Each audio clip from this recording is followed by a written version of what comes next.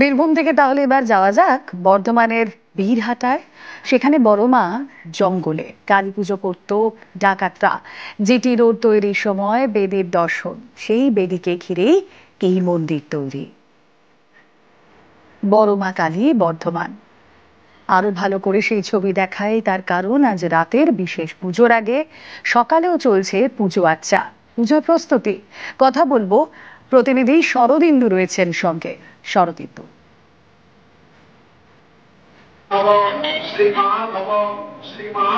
দেখো আমরা রয়েছি বর্ধমানের বীরহাটা বড় মা মন্দিরে এবং অতি জাগ্রত এই মন্দির, এবং সকাল থেকে আমরা দেখছি যে অগণিত ভক্ত তারা কিন্তু ভিড় করছেন। একদিকে পুজো চলছে, অঞ্জলি চলছে প্রতিদিন যেমনটি হয়, এছাড়াও রয়েছে সন্ধ্যের বিশেষ পুজো।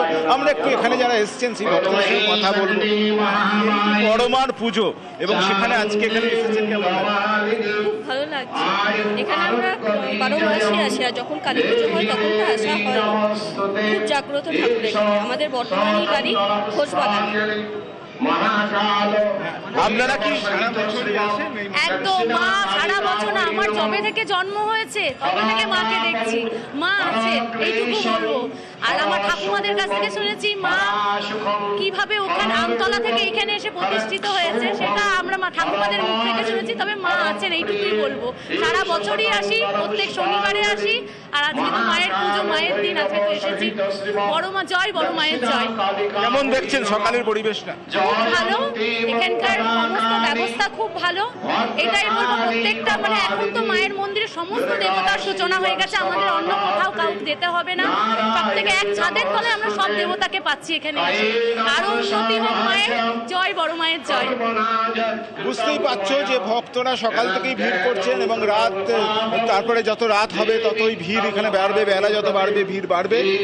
এখন সেখানে পুজো চলছে এবং সেই ছবিটাই আমরা নিউজ 18 বাংলার মাধ্যমে আমরা দর্শকদের দেখাচ্ছি। আমরা কথা বলার চেষ্টা করব আরো দর্শকদের সঙ্গে। আপনারা কি প্রতিদিন সারা বছরই এখানে আসেন? আসি মোটামুটি, এছাড়া এই দিনটাতে আসি। এই যে সকাল সকাল চলে আসা কালী পুজোর দিন, এটা তো একটা অন্যরকম অনুভূতি যে অমাবস্যার মায়ের পুজোটা এখান থেকেই শুরু করি। এই আর কি। বর্ধমান শহরে বিভিন্ন মন্দির রয়েছে, কমলাকান্তের মন্দির রয়েছে, কঙ্কালেশ্বরী কালী মন্দির রয়েছে। তবু বাসিন্দারা সব মন্দিরেই যাবেন, পুজো দেবেন, মায়ের কাছে মনস্কামনা জানাবেন। তবে তারা বলছেন যে বড় মার কাছে দিয়ে তারা শুরু করছেন, সকালে এসে অঞ্জলি দিচ্ছেন, এরপরে বিভিন্ন মন্দিরে তারা যাবেন। এবং আমরা দেখতেই পাচ্ছি যে সকাল থেকে এই মন্দিরে কিন্তু ভক্তদের ভিড় উপচে পড়ছে। এরপর বেলা যত বাড়বে ভক্তির আরাধনা চলছে সেই সকাল থেকে। এবার বর্ধমান থেকে আপনাদের নিয়ে যাই বসিরহাটে শ্মশান কালী মন্দির। সকাল থেকে এখানেও ভক্তদের ভিড় চোখে পড়ার মতো। আজ দুপুরের পর দীপান্বিত অমাবস্যা শুরু, আর তারপর আজ রাতেই মায়ের পুজো, শ্যামা পুজো, দীপান্বিত অমাবস্যার এই কালী পুজো। বসিরহাট শ্মশান কালী মন্দির, সেখানে কি চলছে আজ সকালের ছবিটা তুলে ধরবেন আমাদের প্রতিনিধি অনুপম রয়েছেন সঙ্গে। অনুপম,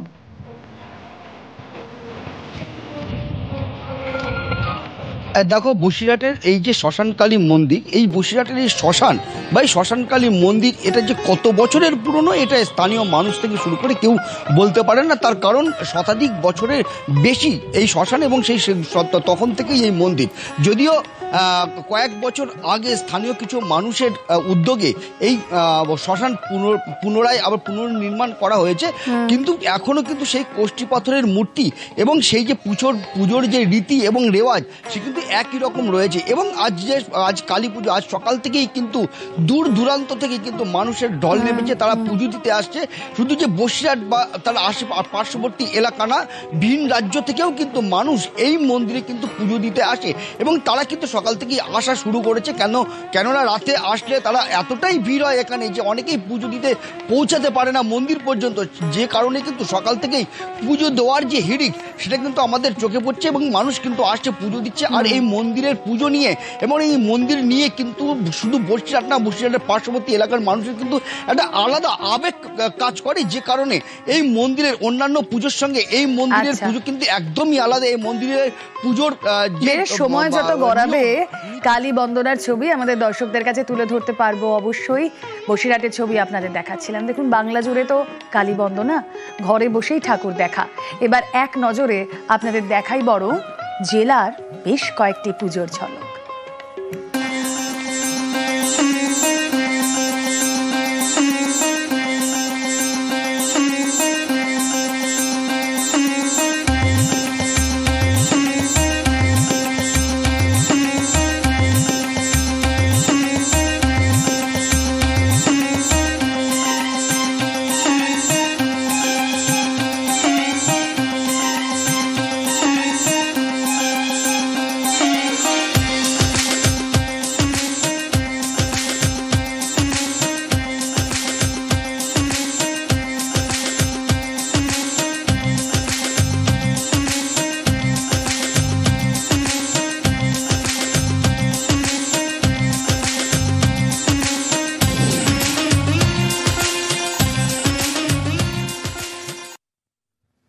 लेकिन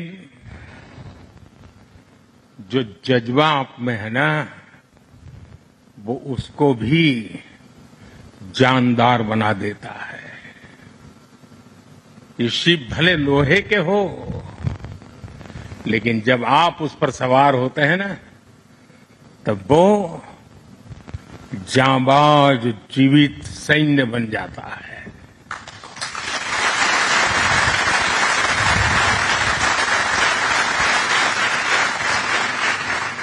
मैं कल से आपके बीच हूं। एक एक पल मैंने कुछ न कुछ सीखा है, कुछ न कुछ जाना है। जब दिल्ली से निकला था तो मन करता था कि मैं भी इस पल को जी लूं, लेकिन साथियों, आप लोगों का परिश्रम, आप लोगों की तपस्या, आप लोगों की साधना, आप लोगों का समर्पण, ये इतनी ऊंचाई पर है, इतनी ऊंचाई पर है कि मैं उसे जी नहीं पाया, लेकिन जान जरूर पाया हूं, जान सका हूं। मैं अंदाज लगा सकता हूं कि इसे जीना कितना कठिन होगा, लेकिन जब आपसे निकट रह करके आपकी सांस को अनुभव कर रहा था, आपकी धड़कन को महसूस कर रहा था, आपकी आंखों की वो चमक को देख पा रहा था, तब मैं रात जब सोया, कल थोड़ा जल्दी सोया, जो कभी सोता नहीं हूं। शायद जल्दी सोने का कारण भी ये होगा कि आपको जब कल दिन भर देखा तो भीतर जो संतोष का भाव था, वो नींद मेरी नहीं, संतोष की नींद थी।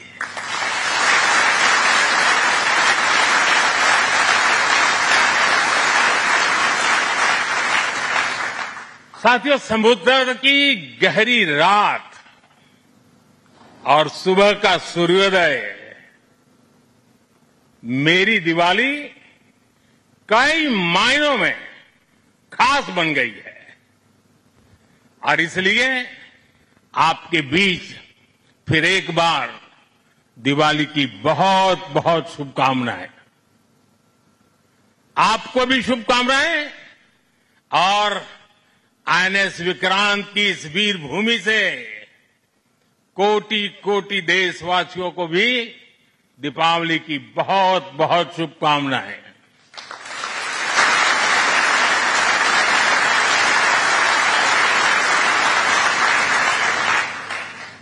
और खास आपके परिवारजनों को दीपावली की बहुत शुभकामनाएं। साथियों, दीपावली के पर्व में हर किसी को अपने परिवार के बीच दिवाली मनाने का मन करता है। मुझे भी मेरे परिवारजनों के बीच दिवाली मनाने की आदत हो गई है और इसलिए आप जो मेरे परिवारजन है ना, उनके बीच में दिवाली मनाने चला जाता हूं। आज आपके बीच आया।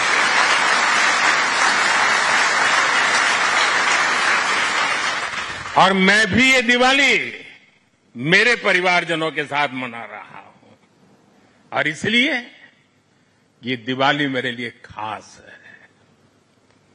साथियों, जब मुझे याद है जब आईएनएस विक्रांत को देश को सौंपा जा रहा था तो मैंने कहा था विक्रांत विशाल है, विराट है, विहंगम है, विक्रांत विशिष्ट है, विक्रांत विशेष भी है। विक्रांत केवल एक युद्धपोत नहीं है, ये 21वीं सदी के भारत के परिश्रम, प्रतिभा, प्रभाव और प्रतिबद्धता का प्रमाण है।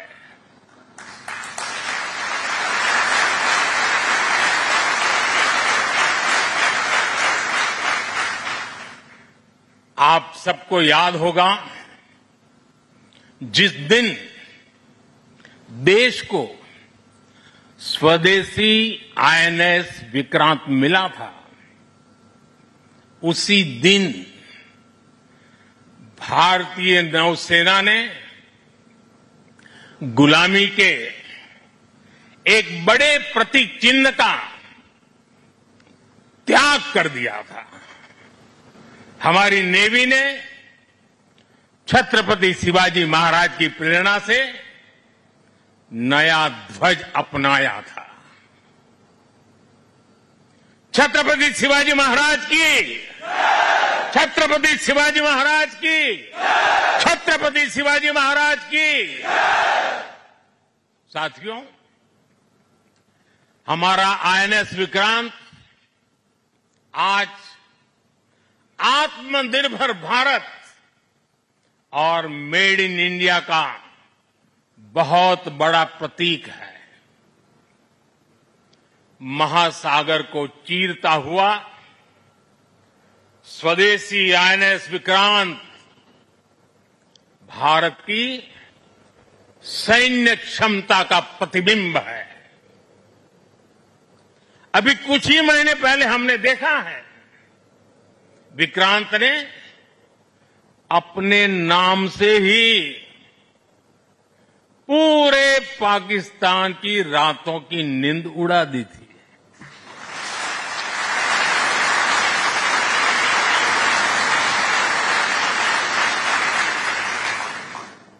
जिसका नाम ही दुश्मन के साहस का अंत कर दे, वो है आईएनएस विक्रांत। वो है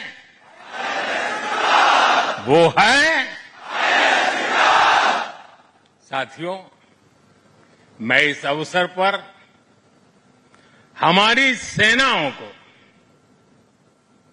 खास तौर पर सैल्यूट करना चाहता हूं।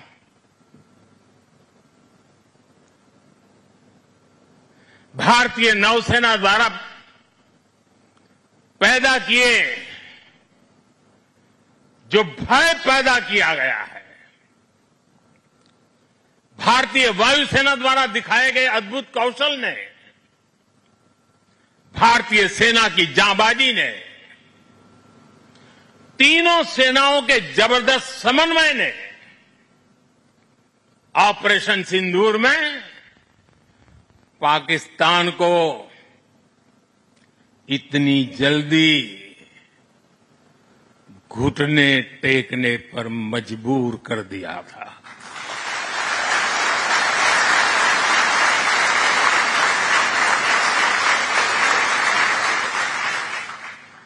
और इसलिए साथियों आज मैं फिर एक बार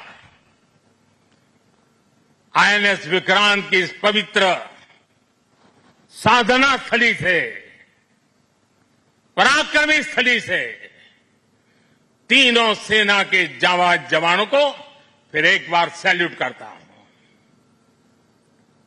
साथियों, जब दुश्मन सामने हो, जब युद्ध की आशंका हो, तब जिसके पास अपने दम पर लड़ाई लड़ने की ताकत हो, उसका पलड़ा हमेशा भारी रहता है। सेनाओं के सशक्त होने के लिए उनका आत्मनिर्भर होना बहुत आवश्यक है। ये वीर जवान इसी मिट्टी में पैदा हुए हैं, इसी मिट्टी में पले हैं। जिस मां की गोद से उन्होंने जन्म लिया है, वो मां भी इसी मिट्टी में पली बड़ी है। और इसलिए इस मिट्टी के लिए मरने के लिए, इस मिट्टी के मान सम्मान के लिए अपने आप को खपा देने की वो प्रेरणा रखता है। दुनिया से 6.5 फीट के हट्टे कट्टे जवानों को लाके मैं खड़ा कर दूंगा और कहूंगा आपको पैसे बहुत दूंगा, लड़ लो। क्या वो आपकी तरह मरने के लिए तैयार होंगे? क्या आपकी तरह वो जान लगा देंगे? जो ताकत आपका भारतीय होने में है, जो ताकत आपका जीवन भारत की मिट्टी से जिस प्रकार से जुड़ा हुआ है, वैसे ही हमारा हर औजार, हमारा हर शस्त्र, हमारा हर पुर्जा जैसे जैसे भारतीय होता जाएगा, हमारी ताकत को 4 चांद लग जाएंगे। हमें गर्व है कि पिछले 1 दशक से हमारी सेनाएं तेजी से आत्मनिर्भरता की ओर कदम बढ़ा रही है। हमारी सेनाओं ने हजारों ऐसे सामानों की लिस्ट बनाई और तय किया कि अब ये सामान बाहर से नहीं मंगवाया जाएगा। नतीजा ये हुआ कि सेना के लिए जरूरी ज्यादातर साजो सामान अब देश में ही तैयार होने लगा है। पिछले 11 वर्षों में हमारा डिफेंस प्रोडक्शन 3 गुना से ज्यादा हो गया है।